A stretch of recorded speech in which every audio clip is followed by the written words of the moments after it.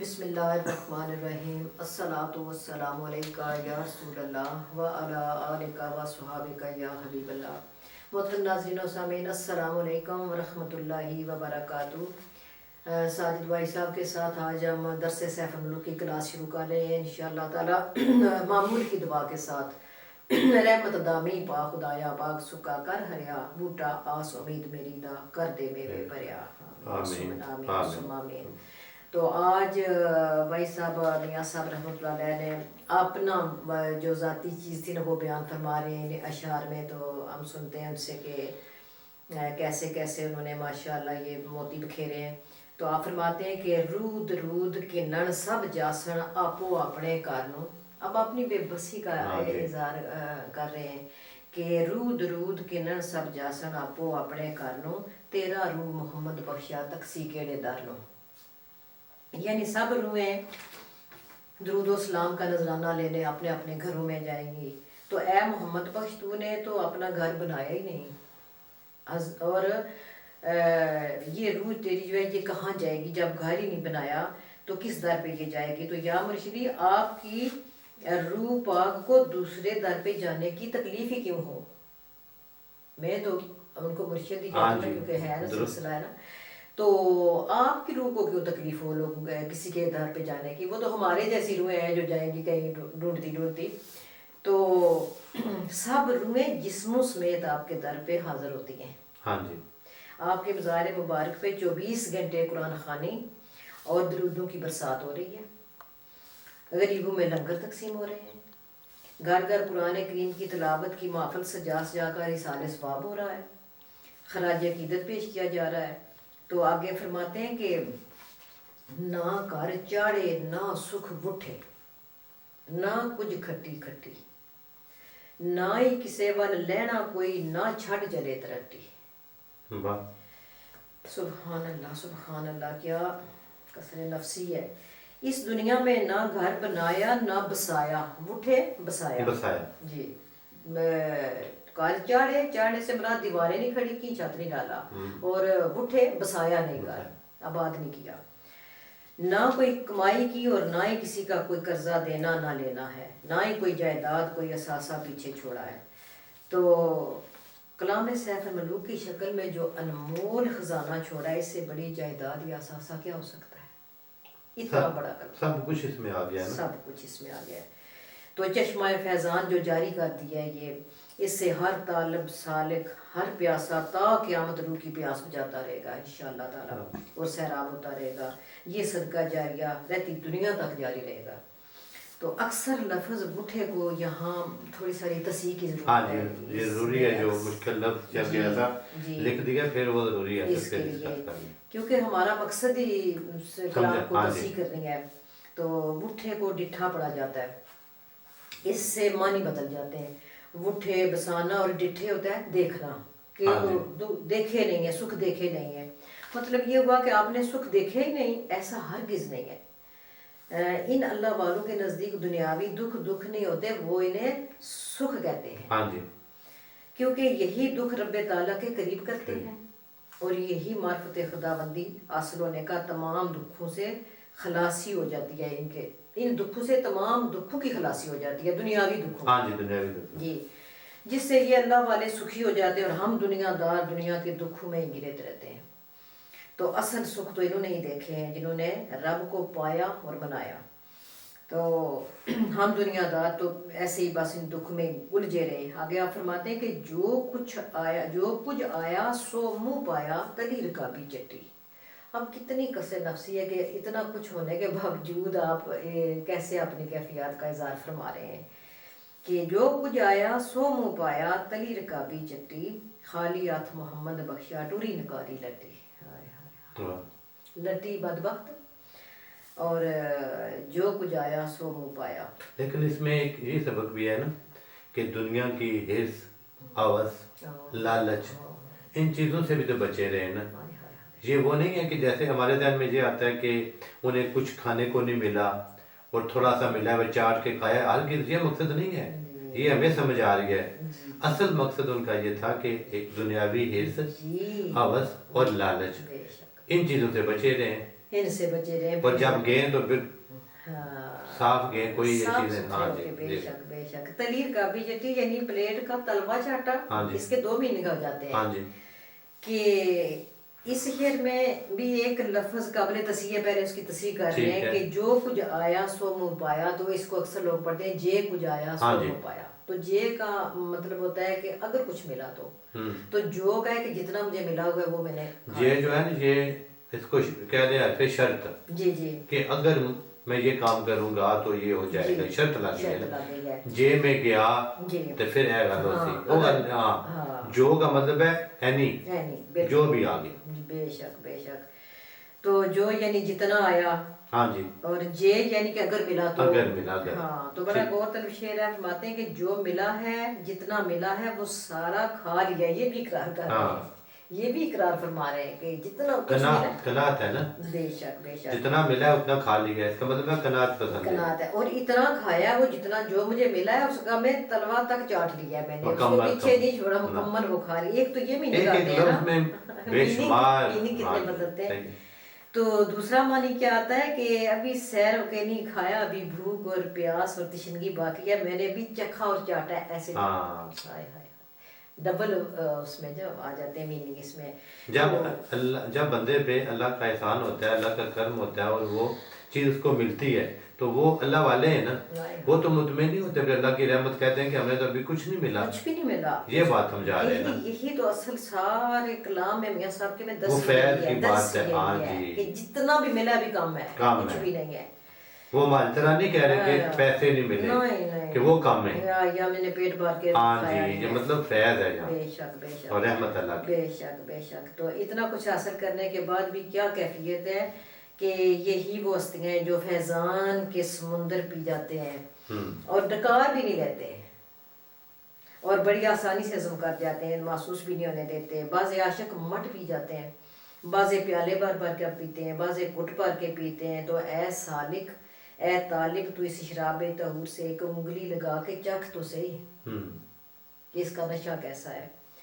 تو کرم اور فیض کی اتنی برسات اس کے باوجود طلب اور جستجو کا یہ عالم یہ ہمارے لیے بہت بڑا اور زبردست درس ہے. ماشاءاللہ. بہت بڑا. تو اس چینل کے منتظمین دربار عالیہ جو ہے ان کو اس چینل کی وساطت سے ان کو یہ یاد دہانی بھی آپ کرا دیں کہ یہ جو دربار شریف کے اوپر جو تختی لکھی ہوئی ہے, پلیٹ لگی ہوئی ہے, اس کے اوپر یہی شعر جو جس کی آج ہم تصحیح بھی اور تشریح بھی کر رہے ہیں کہ اس کو پلیز اس کو اتروا کے یہ شعر صحیح کروا دیں. جے کی جگہ جو اور وٹھے کی جگہ ڈٹھے کی جگہ وٹھے. یہ تو حالانکہ محکمے والوں کے پاس علماء بھی ہیں, ان کی ذمہ داری ہے جی ان کو دیکھیں کہ اگر وہ کوئی ایسا یہ دیکھیں کہ مرکز ہے دربار یا ہر بندہ آ رہا ہے اور وہ چیک کر کے باقی کتابوں میں بھی غلطیاں ہوتی ہیں, نعت خوانوں سے بھی غلطیاں ہوتی ہیں, ہم سے بھی غلطیاں ہو رہی ہیں, ہوتی ہی رہیں گی. یہ مکمل تو نہیں ہے لیکن کم از کم دربار پہ جو چیز لگی ہوئی ہے اس کو کلیئر کرنا ضروری ہے اور محکمے کی ذمہ داری ہے. اتنا بڑا کام بھی نہیں ہے, بس اس کو تھوڑے سارے جو کو اور اس کا وٹھے کو ذرا غور کرنے کی بات ہے کہ تھوڑا سا دھیان دے لیں, ان کو پتہ چل جائے کہ لکھا ہوا کیا ہے, اس کا مطلب کیا ہے. بس اتنی سی بات ہے, کوئی مسئلہ نہیں ہے. جی جی جزاک اللہ. تو آگے فرماتے ہیں مینو اور نہیں کوئی پاسا آسا کس دے کرتے جاسی روح محمد میرا پیر سچے دے درتے. ہاں جی سبحان اللہ. نہ تو کوئی میرا گھر ہے, نہ کوئی ٹھکانہ, نہ کسی اور کی آس ہے. ہاں ایک ٹھکانہ ہے جہاں سے مجھ غریب کو فیضان کا اصل خزانہ یعنی معرفت خداوندی نصیب ہوئی ہے. میری روح پیر سچے کے در پہ جائے گی. اب اس سے ایک بات یہ بھی واضح ہو رہی ہے نا, جب انہوں نے کسی کو پیر مان لیا, اپنا مرشد مان لیا, تو پھر بار بار ذکر یہی کرتے ہیں کہ میرا گھر نہیں ہے. مطلب یہ ہے کہ میں جو بھی ہوں میرا گھر کچھ بھی نہیں ہے, میرا جو بھی ہے وہ مرشد کی طرف رہنما کی طرف. بس اصل مقصد ان کا یہ بتانا ہے کہ اگر کسی کو آپ برابر مانتے ہیں مکمل اس کی پیروی کریں اور اس کو نقش قدم پہ چلیں اور اس کا کہنا مانیں. یہ درس دے رہے ہیں, یہ درس ہے. بہت زبردست ماشاءاللہ آپ نے تشریح فرمائی ہے. تو پھر مرشد کی نگاہ اور پناہ میں کیسے آئے کہ مولا کریم نے کیسا کرم کیا اور مرشد کی حضوری سے یعنی تربیت و تعلیم سے کیا کچھ نہ ملا. سبحان اللہ اور کیا ہی پرسوز معنی خیز کلام ہے. اللہ تعالیٰ نے آپ کی درد بھری التجا قبول فرمائی, پھر ایسی حیات جاوداں بخشی کہ عبدالآباد تک زندہ و تابیدار رہیں گے. ہاں جی, یہ ان کا مقام پھر مرشد کی نگاہ سے. مرشد کے ساتھ نگاہ کیا ہوتی ہے, مرشد کی نگاہ کیا ہوتی ہے؟ تعلیمات ہوتی ہیں نا, اصل چیز تو ہے نا. ہم سمجھتے ہیں جی, ہم تو کہتے ہیں آج کے پیروں کی بس نگاہ کرے گی تو بس اساں دا بیڑا پار ہو جاوے. اب بیڑا پتہ نہیں کون سا ہے, کوئی پیسے ڈھونڈ رہا ہے, کوئی شہرت ڈھونڈ رہا ہے, کوئی کچھ چیز ڈھونڈ رہا ہے, لیکن وہ تو نگاہ دیکھ رہے ہیں نا, نگاہ دیکھ رہے ہیں. تعلیمات جب تک تعلیمات پہ عمل نہیں ہوگا تو بس زبانی جو دعوے ہیں اس کا تو. ہاں جی, تو زندگی بھی آپ کی روحانی آغوش میں گزاری مرشد کے. ہاں جی, پیرا شاہ غازی قلعہ رحمۃ ہے. اور پردہ فرمانے کے بعد آپ کے پہلو میں ہی قبر مبارک بھی نصیب ہوئی. انہیں خبر تھی اپنے مرشد پاک کے ساتھ میرا قرب میرا ساتھ کیسا اور کتنا ہوگا. فرماتے ہیں کہ واہ واہ پاک نصیب دینا دے جنا دل بھر کول وسیرا. پہلے سے پہلے ہی پتہ ہے. واہ واہ پاک نصیب دینا دے جنا دل بھر کول وسیرا, جیوندیاں وی رہن کٹھے مویاں ہویاں وی ایک ڈیرا. قربان جائیے. سبحان اللہ.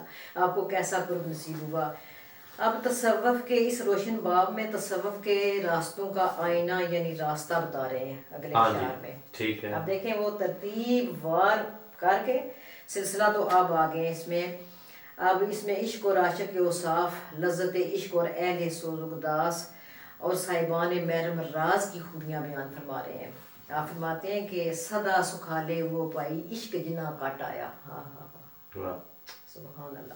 مرم پھٹ انہاں دے پانے جکو جیا سکھایا. ان کو پتہ ہی نہیں چلتا نا غمی خوشی تکلیف کیا زخم ہے یا مرم لگا ہوا, ان کے لیے تو ایک ہی برابر ہے, کہ دھیان نہیں ہے ادھر. صدا سکھالے ہو, دیکھیں نا ابھی بھی وہ پچھلے والے کے ساتھ یہ جڑ گئی ہے نا یہ بات, کہ وہ دکھ نہیں وہ سکھ ہیں جو رب کو ملا رہے ہیں. ہمیں وہ دکھ نظر آتے ہیں نا, ان کے لیے تو دکھ ہے. بے شک بے شک. تو ہمیشہ ہمیشہ کے لیے کامیاب وہی ہوتے ہیں, آسودہ وہی ہوتے ہیں جن کے من میں عشق سما گیا, جن کے دلوں میں عشق نے ڈیرا کر لیا. ان خوش نصیبوں کو نہ زخم کا درد اور نہ مرم پٹی کی ضرورت. ان کے لیے خوشی غمی اور زخم مرم ایک جیسے ہی ہوتے ہیں. تو وہ یاد محبوب میں اتنے محو ہو جاتے ہیں کہ باقی ہر شے سے بے نیاز ہو جاتے ہیں. تو پھر آپ فرماتے ہیں کہ تاج تخت سلطانی تج کے ٹھوٹھا پھڑن گدائی. ہاں ہاں ہاں, کیا بات ہے. سجن رکھ امید سجن دے دادی تے کٹن جو بن آئی.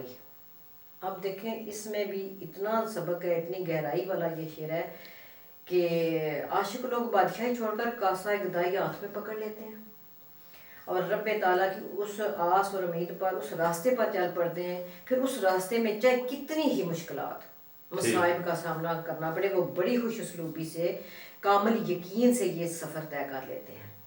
اب دیکھیں جب شروع کیا ہے بات شروع کی ہے تو عاشق کا ذکر کیا ہے کہ عاشق لوگ, لیکن جب یہ کہا ہے کہ وہ ہاتھ میں کیا پکڑ لیتے ہیں, کاسا.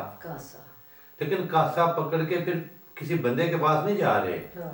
ہمیں ہوتا ہے کہ کاسا پکڑ کے مانگ رہا ہے کوئی, نہیں. آگے دیکھیں نا اگلے مصرے میں اشارہ کس طرف ہے اور کس سے لے رہے اور کیا لے رہے. وہ پیسے نہیں مانگ رہے, وہ کھانا نہیں مانگ رہے, وہ کیا چیز مانگ رہے اور کس سے مانگ رہے. پھر سمجھ آتی ہے کہ کیونکہ یہ عاشق کے اوصاف ہے نا, یہ عاشق کے اوصاف ہے نا, یہ تو بڑا مرتبہ بلند مرتب ہے نا ان کے.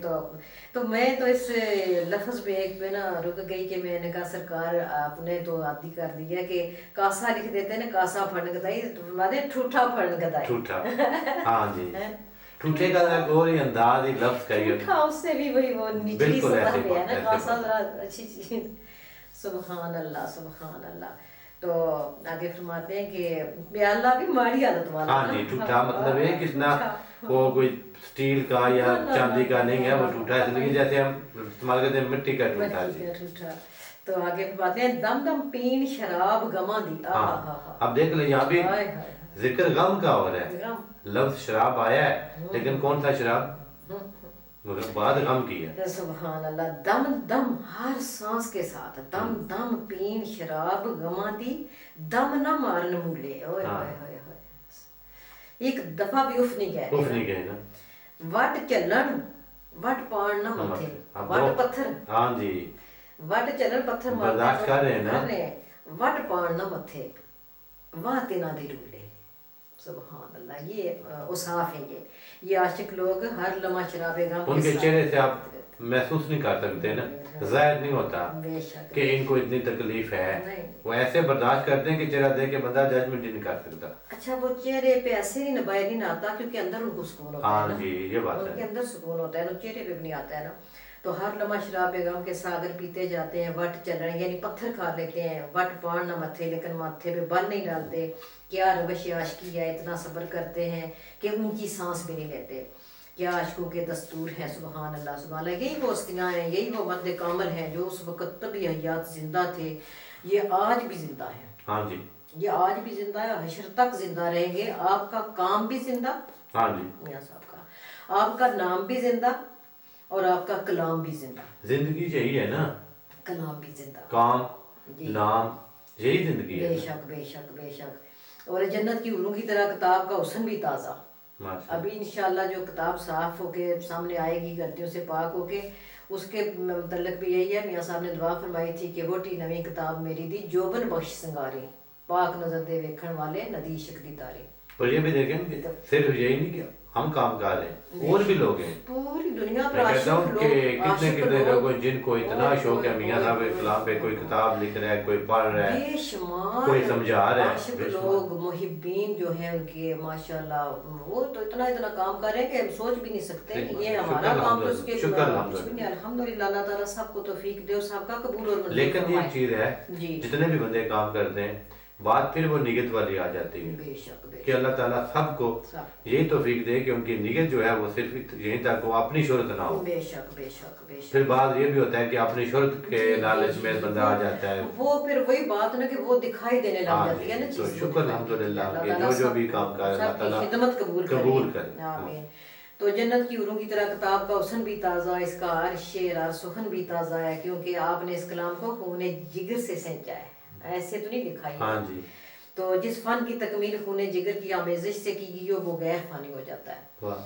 तो यही वजह है कि आपका कलाम दायमी और आफाकी हैसियत इख्तियार कर गया है। जो जो ज़माना घटता जा रहा है इसका मुकाम बढ़ता जा रहा है। वाह। जी, सुभान अल्लाह। जज़ाकल्लाह खैर। अस्सलाम वालेकुम व रहमतुल्लाहि व बरकातहू।